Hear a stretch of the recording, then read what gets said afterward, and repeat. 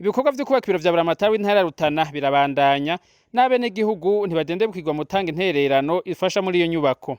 Bakaba bizeye ko mu kwezi kwa Ndamukiza igisenge ca mbere kizoba camaze kujako nk'uko bivugwa na Buramatari arongoye iyo ntara ya Rutana Olivier NIBITANGA. Kuva itariki 17 z'ukwezi kwa 11 mu 2020 twaratanguye ibikorwa. Kugeza ubu turabona yuko tugeze ku rugero rwiza kuko turategekanya itariki imwe y'ukwezi kwa kane ko tuzoba dutanguye igisenge.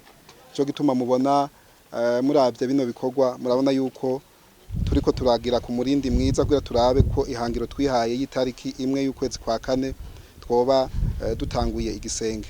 Kuri no gatandatu abadandaza bo muri Komine ya Bukemba bakaba batanze imfashanyo y'isima igira ku mifuko 200. Olivier NIBITANGA arongoye intara ya Rutana akaba yakengurutse iyo mfashanyo. Nkuko abandi bamaze imisi baduterera twagize bakwe n'abadandaza bakorera imirimo yabo muri komine imwe igize intara ya Rutana ariyo Bukemba badutereye imifuko ishika 200 y'isima.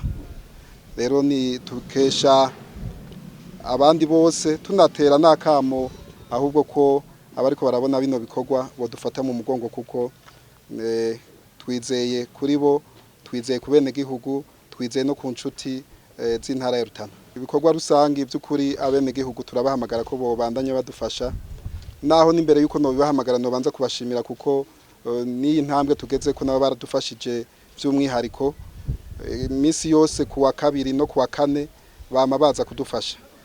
Rero no bahamagara ahubwo ko bosubira kudufasha aha hantu tugeze kugira ngo mu mezi ari imbere tuzobe tugeze ku gisenge ca kabiri ahubwo. Inyubakwa y'ibiro vya Buramatari w'intara Rutana ikaba iriko irubakwa ku nterano y'abenegihugu mu Rutana bagiwe imbere na Buramatari w'iyo ntara.